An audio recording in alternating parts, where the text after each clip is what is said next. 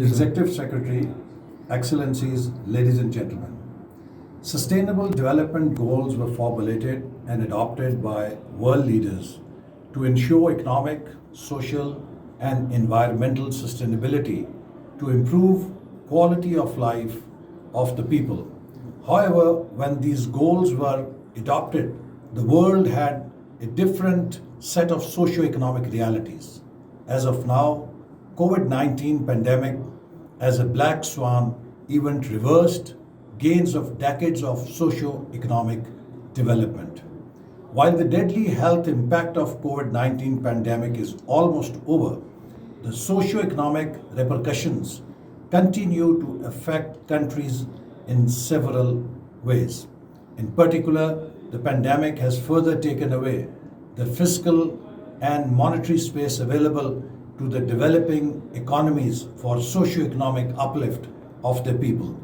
National governments all over the world offered emergency stimulus packages to their people during the pandemic to mitigate the impacts of economic shutdowns.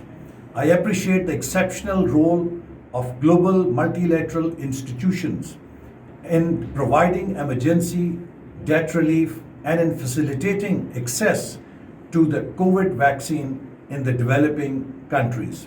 Pakistan and Sri Lanka will present their voluntary national reviews in July later this year at the high level political forum.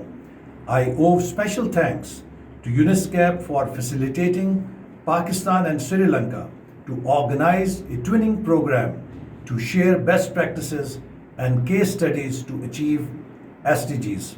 This will help both the countries in the implementation of the SDGs agendas as well as in compilation of their respective voluntary national reviews.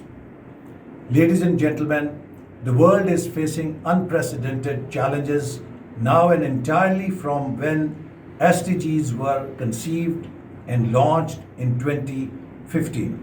All governments and especially developing countries are going through a commodity super cycle causing double-digit inflation and facing deterioration in their debt sustainability indicators. I believe there is a need to think afresh about the purpose of the SDGs and what can be achieved realistically. The world leaders need to get together and agree on a new global development agenda underpinned by the post-COVID-19 socio-economic realities.